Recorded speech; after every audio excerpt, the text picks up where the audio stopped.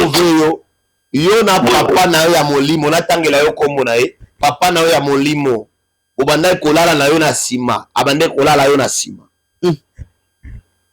Oui. Ah, on dit mimbango, c'est bon. Abandé kolala yo na sima pour à contaminer onction prophétique. Père Kola.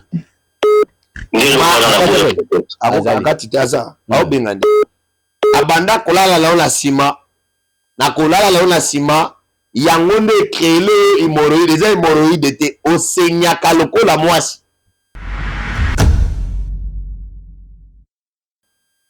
Yo na mwasi na yo na ndonga na ndeko na yo George. Oui. Bobanda ko finga nga lobi. Papa obi ndenge nini? All right. Ange unga na yebaka te. Abengi ngai po asonde nga soki naza prophète aso. Abengi nga plus de 7 à 8 appels. So awa il faut yebaka na prophète aso. Na uti komona bituma moko makasi na butu ya lelo. Et puis la deuxième des choses, na ye komona vision on a la moni que Dieu protège Mutamba. Bondi mate bo pesa Mutamba mai to bili wa rolie sika yuti bo ebite. Kufanzala la prison. Et sika oza. Na moni empoisonnement direct. Na moni ba memie na aéroport à urgence accueilli ba traitement kuna kufi. La deuxième des choses, na moni bazo bimisa deux personnalités makas. Na moni yango. Na moni l'Assemblée pour nationale mutu moko makas balongoli. Sénat mutu moko makas balongoli. Dieu me dit c'est la volonté de Dieu. Ce qui batoua la mibale na Sénat na Assemblée abimi, c'est une porte. Ya souka. Yaba bituma ya Congo.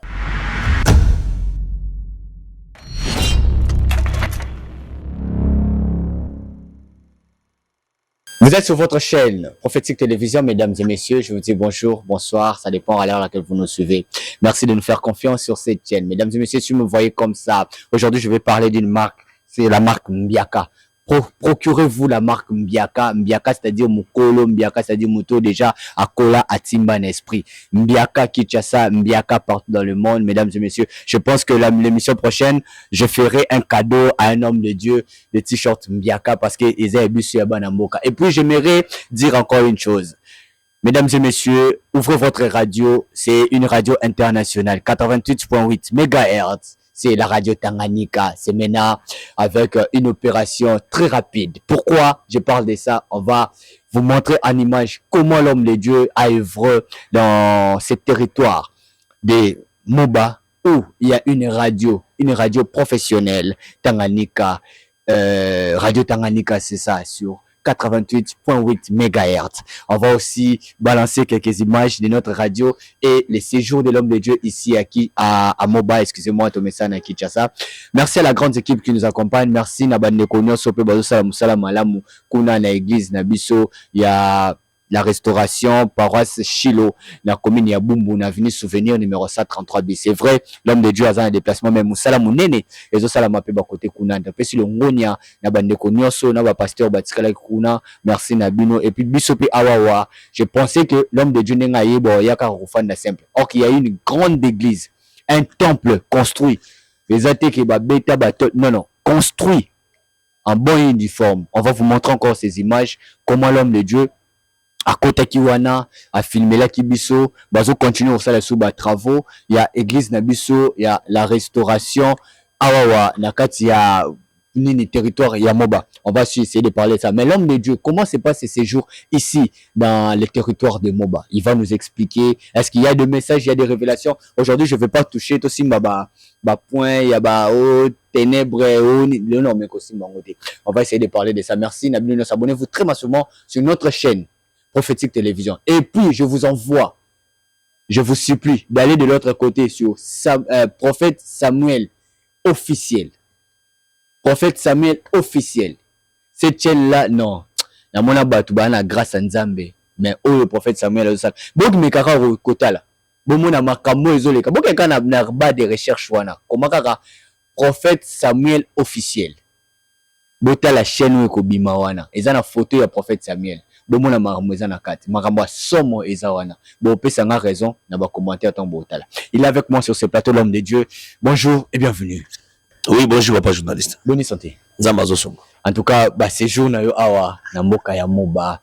Comment nous la prière l'homme de Dieu. Seigneur, nous bénissons cette émission par ta grâce, que ta puissance règne au nom puissant de Jésus. Amen. Amen. Boni bah séjour nous na territoire à Moba. Bon, on est là. Bah y a mieux bien. Très bien. Le cas là il image voilà, c'est vrai connexion ça pas si pour la même mission. Ya on a aussi une même mission tout ça ta 10. Ce qui te commande qui tient ça pour te côté ça. Base la on la barrette On n'a pas le choix parce que ici la connexion est très mauvaise mais pour faire monter des images sur YouTube c'est très compliqué. Oui. Mais tout ça la émission, moi babo andi ba image, ba illustrer ndenge ba tuazo ya manga, ndenge nazo kota na église, nzamba zo sala. Ba yambinga parce papa na bango azongi, mo beza mboka onga Samuel na yaka depuis 2015. Avant to comme place wana yaka depuis 2015. Tango yé émetteur wana na otolo bana annonce nanga awa 88.8. Oui. Eza radio Tanganyika. Radio Tanganyika wana ngala kanisa ke zane ngo ye nde oye ko installer. O keza radio moko otika kango déjà. Oui, na komaki na moba parce que moba isa deux moba.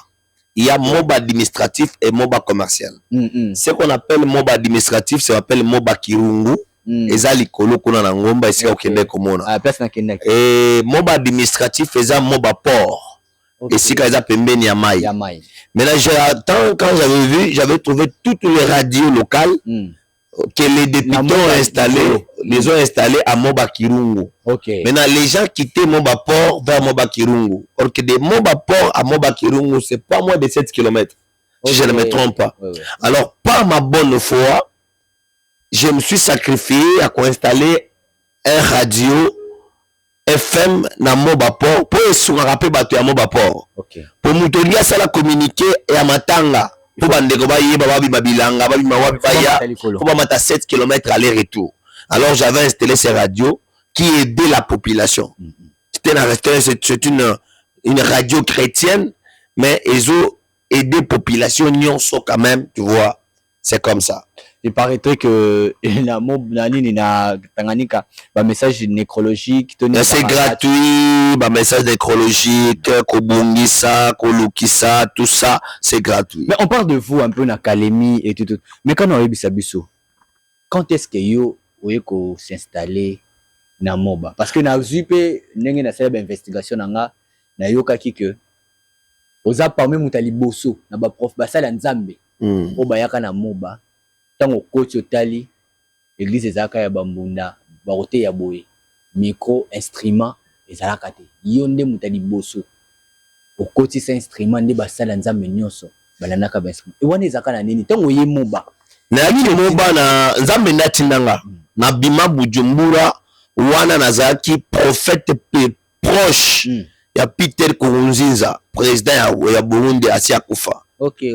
J'étais le prophète proche en 2013-2014. Okay. Dans 2015, na ebisa qui est qu'obligé troisième mandat te bato bakokufa. Entourage na ye et bikotisa na kati et ba créer ba problème ezaki na mutu moko ya musali moko nzambe munongo à l'époque azalaki wana bokaki prophétie nanga alobi obligé bato bakokufa te tango baye ko obligé mandat bato bakufi na prophétisa pona général moko bande ko benga ye Adolphe na ebise ndengo imposé président yo ko kufa avant et puis akufa ki asalaka babetaka obi akufa wana na Burundi tango ba manifestation bandi na bimi na kenda Goma na Goma nzaba bisinga te nazala mboka onga na lingi na bimisango na kindoki. Okay. Nena ya Moba ba 2015 famille te mutute na yebi sikate na yakana 25 000 francs congolais comme argent de poche. Zela. À l'époque. En 2015. En 2015. C'est ça va 19. 25 000 voilà. 25 000. Ezaki na ba 9 000. Ba 9 000. Ezaki ba 20 à 30 dollars bloco bongo. Bon. Nena yakina ngona mboka na futaki mo hotel ya papa mo bengi Sardou. Ayamanga atika maka hotel moko boyi. to banda ministère na hôtel nde nzambe ayebisi nga no na mboka oyo ngai na memi yo po o éliminer kindoki parce que la puissance de Momba c'était la sorcellerie. Oui parce que tu yo quand même Mobutu chef coutumier apesa Kambote le beau connaît Mobutu akenda nango c'est pas ceci ici à l'époque RDC yeko kanga mboka mai toni mboka mobimba eza aw bato bamona sumboka te bamonika lak eza aw bisika ba wande bakufa lokola mbisi na lak eza aw bameka kosimba kindoki ezalaka makasi aw bisika oyoka moto ayibi soso alina libumu eza na mbogo bisika babetaka mbasu ya 50 francs congolais ezalaka aw kake ya 1 franc congolais ezalaka aw donc kindoki ya Congo soki na kindoki eza na Congo mboba pe ezalaki na kindoki. Alors Dieu m'avait donné une mission na na mboka kosilisa kindoki et je suis venu je m'étais imposé na ba sorcier na bunda na mboko ya lisekite eza na bato bokozwa ba message na bango bo illustrer na ba émission lokola ndeko fali mwana na ya sekwa na mboko aza wana okende na microphone uyo tuni akoloba akasonite ozokopa nde tosala to travailler à un certain moment tokuta que non quand un homme de Dieu vient dans une ville ayaka na biloko mibale amemaka nzambe pe amemaka développement. Amen. Amemeli bango nzambe amemeli bango pe développement. Développement ni memaki. Développement memaki nango ezaki nanu ko réveiller population. OK. Ba e ba ke nzamba la ga nzamba ba isobete. Mais bitumba nini avant to koma place wana to ke na développement to songa na nzambo memaki avant to na développement. Bitumba nini oyokutana kana ngo papa tika bilo ezaka te bitumba lisekite nga babenganga na mboka o Freemason bapesanga bakombo elatelanga babenganga fali musala ona salelaka babenganga Freemason non esalema ya lisekite ala baimage totia baillustration ya baimage bon la ndenge toza baillustre le biso bafoto bavideo ya babiloko nasala na moba nasala bacroisade na moba 2016 nasala bacroisade na mboka oyo nakangi bandoki en plein croisade na mboka oyo nasala bacroisade na bastade oyo bato basanzi nasala bacroisade bato babiki donc biloko ebele esalema awa.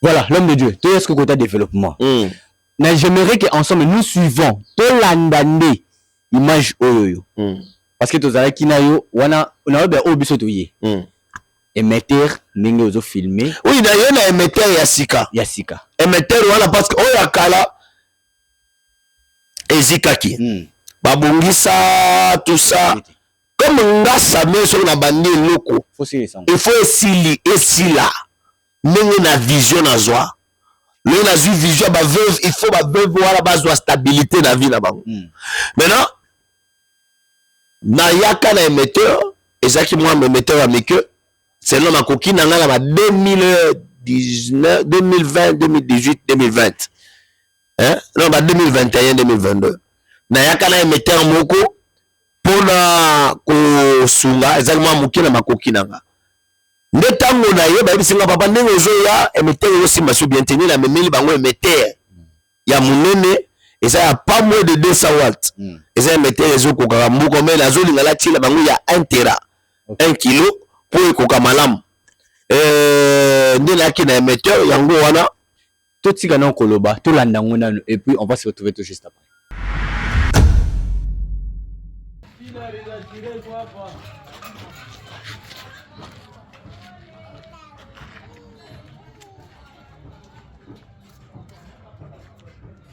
Shalom, c'est toujours le prophète Samuel Wanzam. Je suis à Moba présent. Toujours installé à la radio à Moba. Les radio chrétienne qui sont sous la population à Moba. Radio Oyo, ils ont installé pour le financement de Kota et la unité des ressources à orphelins na ba veuve ya Moba. Je vous avais promis qu'on va faire des choses pour les orphelins et je fais un long voyage que vous voyez. Les lieux toujours installé radio, après tu installé télévision. Tout ça lango pona kosunga ba veuve na ba orphelin. Que le Seigneur Dieu vous bénisse. Dans la rabat, dans l'icolo, on va installer radio. Ingénieur. Dans l'église, on a vu sur Mobayango Oyo. Et si le prophète Samuel Labanda Moussala Naï, Yango Oyo. Zambalo là, à Pambola Bino, à Baxila Bine Belé.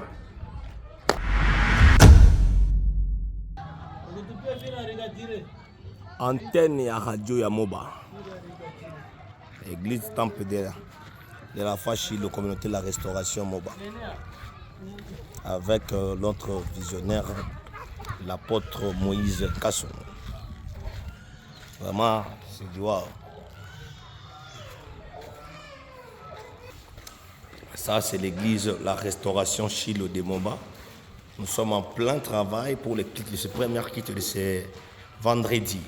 Vous voyez, ça, c'est l'église coordonnée, dirigée par l'apôtre Moïse Kassongo. Ça, c'est la Restauration Moba.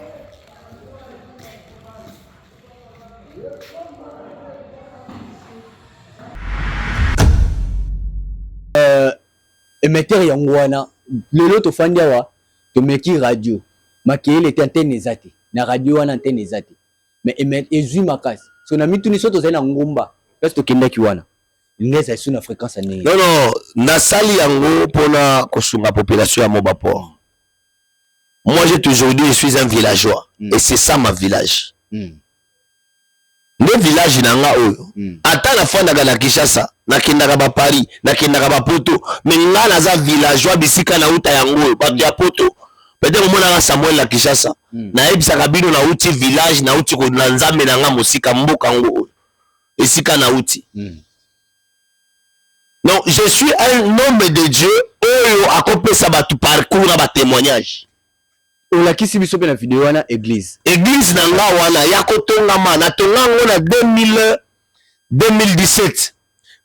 Ouragan ye ko isa nyoso na tonga ngo lisusu. Yeso mona kindoki yebo ekuti na prière manzanze Mathieu kiti église ko mutu akofite. Babuke koi. Oh. Nga kanga bandoki likolo église na. Na bi lobby okita awa oleka awa te mutu akoi. Ma image est belée. Donc ndendo kayo koleka la butu. Aye koloka tindi. Na biso monde oloka awa, oleka awa te akoi. Na tonga kaminga mwana tubeli. Si otonga bongo parce que tongo to oleka la bandi. Omoni biloko nzamba sala nga ba lakini kuna kozonga sala muntu baba ko kanga batu maboko na mboko salema ya lisekiti. Peli putana fo ezaba obilamba fete ezalaka. Yamba ko fanda leti boye o ezaya ko fanda mais sauf to bimisi vidéo pour la filma ki ozala range. On la tchaka l'anniversaire, on les a veste à fête. Non, yo mo soko tel veste obité la somba. Non, ngala gala kabi bango ba spare waxi. Voilà. Donc c'est-à-dire tant azokanga akene fête abi oyo prophète Sam. Nzamba zo pambola. Merci beaucoup l'homme de Dieu. Parlons maintenant de l'actualité mesdames et messieurs. L'homme de Dieu. Est-ce que nous on fait na moba? Vous avez un message pour Ezaki Vilo qui ndokezanga kité. Non, na moment oyo na mbogo oyo naza na rendez-vous na grand chef Ambogo. J'ai un message pour lui par rapport à bitumba onga na mona ki parce que j'ai dit ça. Na uti ko bona bitumba moko makasi na butu ya lelo. OK.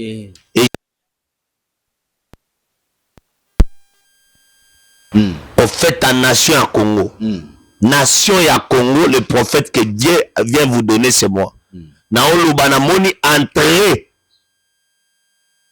Ya ba infiltrer la côté ya Zambie. Ba ko menacer Katanga parce que côté ya Uvira ba longité. Ba regarde mais la côté. Bolanda très bien, ainsi dit l'Éternel. Amen. Et puis na deuxième des choses, na ye komona vision on a la moni que Dieu protège Moutamba. Bondi mate bo pesa Moutamba maito bilo wa rolie sika yuti boyebite. Kufanzala la prison. Et sika oza. Na moni empoisonnement direct. Na moni ba memie na aéroport à urgence accueilli ba traitement kuna kufi. Azongite. Na moni empoisonnement. Zamba batela ye. Parce que ça na étoile la monene. Zamba batela ye. La deuxième des choses, namoni bazo bimisa deux personnalités makasi. Namoni yango. Namoni l'Assemblée pour nationale mutu moko makasi balongoli. Pe na Sénat mutu moko makasi balongoli. Dieu me dit c'est la volonté de Dieu. Ce qui batoua la mibale na Sénat na Assemblée abimi, c'est une porte.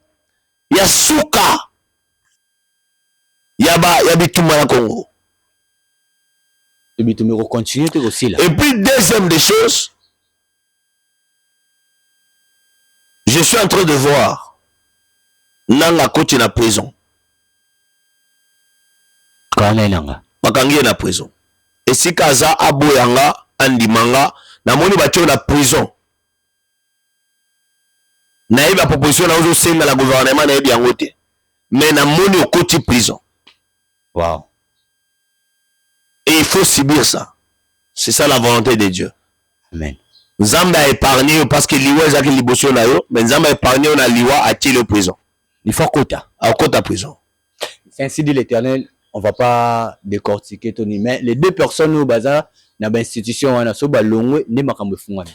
Na ABC bino même sur le président la ninga na ABC deux personnes amoni abimisi mutu moko na Sénat, mutu moko na assemblée. Ba bimisi bango ce sont des hautes personnalités, ba bimisi bango et puis ba tie bato mosusu makambo fungwa. Voilà, c'est ainsi dit l'Éternel. Voilà, tu communiquer, tu ne va le barater, que développer, on va développer. Les amis, on va lobby. Mais biso to yibi pa na yo. Ce que lobby boy, ils aura quelques temps et c'est réalisable. Non, la blague. Gardez ba image, là lo abongo. Ce que comité. Ce que moi na zo ba la franchise na zo banga le côté ba nzamba tininga. Pe na kolobango même wapi na koloba nzamba révéler bondi mango te eza nzamba révéler nga. C'est Dieu qui m'a parlé. Voilà, merci beaucoup l'homme de Dieu. Donc il a mis se faire sous la émission, mais le long d'animé tout ça m'appelle. Le long d'animé qui n'habite ceux qui m'appellent en haut, on me rend au bien na WhatsApp sur les cas. Appelle la banne.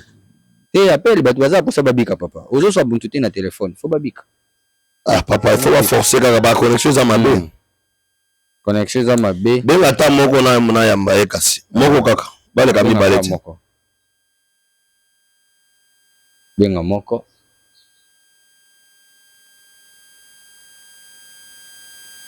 Toke sonné. La monnaie zo sonné. Monnaie zo sonné. En attendant, ne quoi la monnaie ne quoi yambi biso, de quoi yambi biso. Allô? Oui, papa journaliste Mbote. Ah, Mbote papa, boni. Ah, madame papa. Et Ah. là, apôtre Franquin Bouiza, dans Fanda à Paris. Oh, mon apôtre. En tout cas, na sepeli susu ndenge na zio. Obane ko loka biso pe. Makasi papa nalandaka émission na yo makasi. Nazoluka prophète wana wanzambi. Nga papa Frank. Naza na problème makasi nazoluka ye papa sunganga soki na komona ye tosola naye. Voilà. En fait, apôtre, hein? Apôtre Frank. Oui, allô papa apôtre, bonjour. Bonjour papa. Papa ndenge ni musali nzambe. Nzamba zoba telabiso. Papa naza apôtre Frank na fandaka na Paris. Église nangeza porte de Dieu. Papa naza oza na église na Paris. Oui papa. OK. Osala nzambe balobaka munganga mbisaka ye moko te. Aza na problème ya hémorroïde kasi na taba diagnostic ezosila te. Sunganga nalanda bamiracle na yo namoni biloko osali alobi no mosala nzambe aza na ngolu tika nge nangu na banase ya ngolu na yo sunganga ye.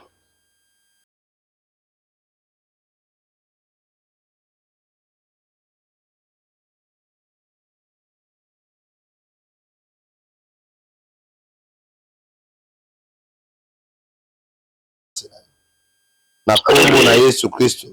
Au nom de Jésus. Tika ete lola efungwama pona yo. Au nom de Jésus, amen. Amen. Amen. Papa. Oui, prophète. Tango ozoloba amen. Nazoyoka nzambe azebisa nga na yebisa yo repens-toi. Nani sous prophète. Nani les sous nos questions au mituna. Parce que navi les cambozo bisanga te na me reparti na frère. Ozala qui na église y a pas moins de 400 personnes. Oui. L'église na yo otika na ba 100 et quelques de membres. Bato basili makasi. Mais eloko esili si bato yebi yango me ozoboya koloba ngo te pona. Éviter prophète. Évangélique Marc akenda wapi? Évangéliste Mbata alongwa na église. Après avoir faire quoi? Ah, vous avez un problème au boye bima na église. Papa oza mutu mabe. Ah, en fait, je fais quoi alors? Même s'appeler apôtre, c'est les blasphèmes. Oh. Oza apôtre à lokuta oza ndoki. En fait, ngana za sundoki. Singa na yebi oza apôtre à lokuta oza ndoki.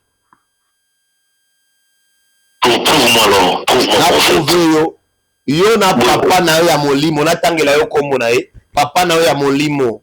Obanda kolala na yo na sima. Abande kolala yo na sima. Oui. Ah, on dit mimbango, c'est bon. Abande kolala yo na sima pour à contaminer onction prophétique.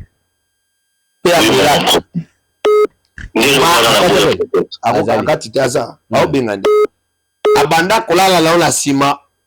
Na kolala na yo na sima. Yango nde créé hémorroïde, les hémorroïdes étaient au senyaka lokola mwasi. Vraiment, eza solo. On a otapé ça yo pomade moko opakola la nzoto na kimobali. Nzoto na kimobali vimba ya munene molai.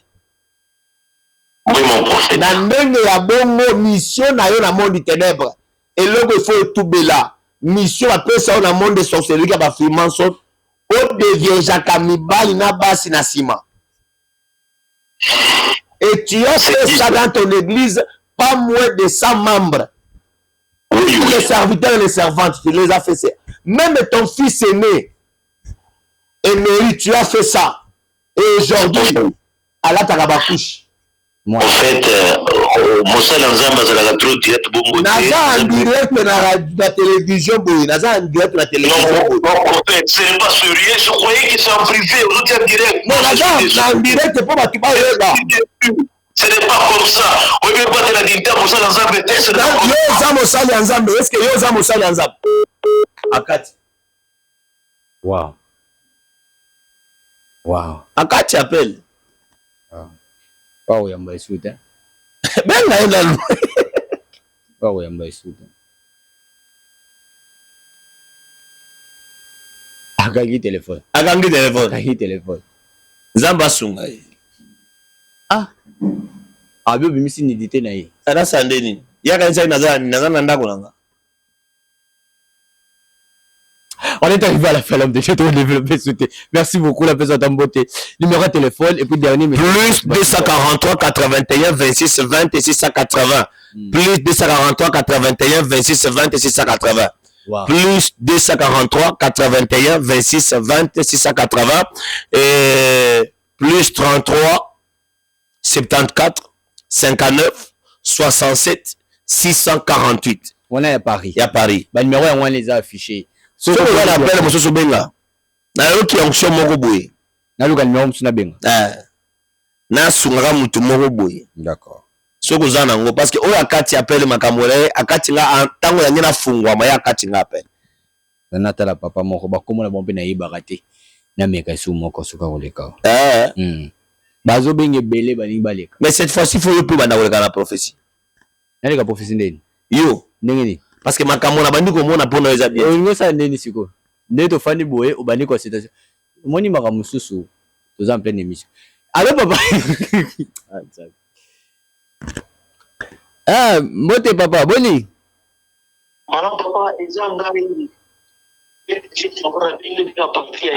Connexion. Eza papa nani? Eza papa Frankie na bengi bino à partir des États-Unis. Ah, toza en pleine émission, on est déjà.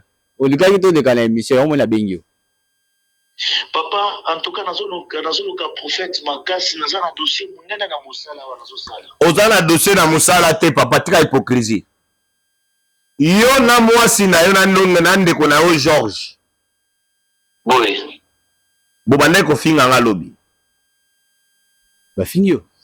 Oh, papa webi ndenge nini? Ah, siko bande ko wakama musala nganisike ozoli yanga mayele. Abengi ngai po asonde nga so na prophète solo. C'est ça papa. All right. All right. Ange unga na yebaka te. Abengi ngai po asonde nga so na prophète solo. Abengi nga plus de 7 à 8 appels. So awa il faut yebaka na prophète solo. Oui papa. Yo o permettra oyebanga à partir de ndeko Micheline. Oui, oui. Mais oyebisa Micheline qui est dans mutabakisi. Alors papa. Même ndenge boza wana boza ba Micheline sika moko. Otie tembe. Ne bobengi journaliste pour passer un téléphone. Papa est solo. Na tembe oyo ozo sala. Madame Sata lebo. Nalo. Va, avance d'ailleurs. Naloba. Avance d'ailleurs. Ozo ça avance naloba. Et ceux qui ont ma boutique, hein, tu as la TV. Quand tu appelles, et ça téléphone. Papa, il a fallu être paralytique à le colonel Loboko. Parce qu'il a beaucoup ingéré les hommes de Dieu. Afinga ti apôtre Moïse Kasongo. Abenga apôtre Moïse Kasongo afinga ye na téléphone lokola mwana muke. Papa oui. Pour na offrande à $150. Nakosi. Papa est solo. Kosi te papa. Nyo solo beza solo.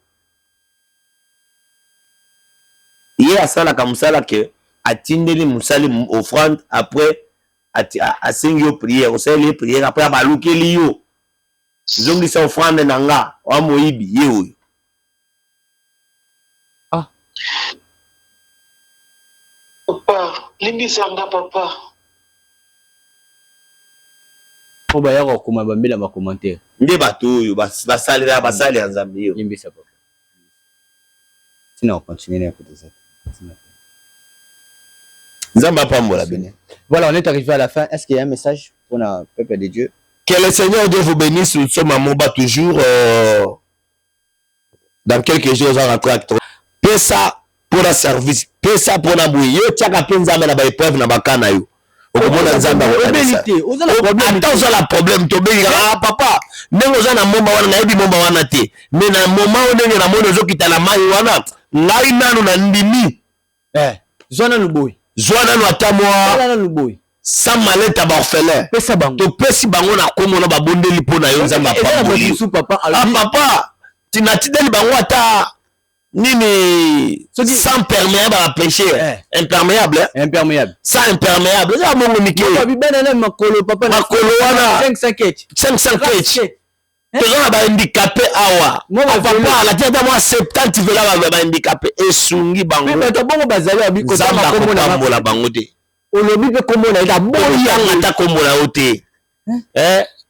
Le Congo ce n'est pas seulement le Kinshasa. Nzambe apambola bino.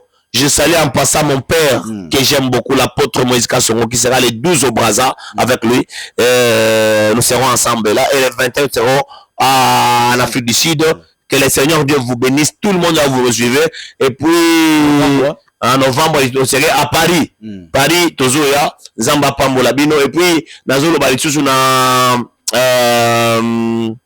na salué pe batba na ngayo sur église Chilobumbu, la restauration Chilobumbu. Zamba Pambola Bino, toujours continuer. Je salue aussi son excellence monsieur le gouverneur de la province de Tanganyika, Christian Kitungwa, et son éminence monsieur le président Félix Tshilombo Tshisekedi. Bon, Daniel Bumba, oui bien. Daniel Bumba Zan. Monsieur Sili.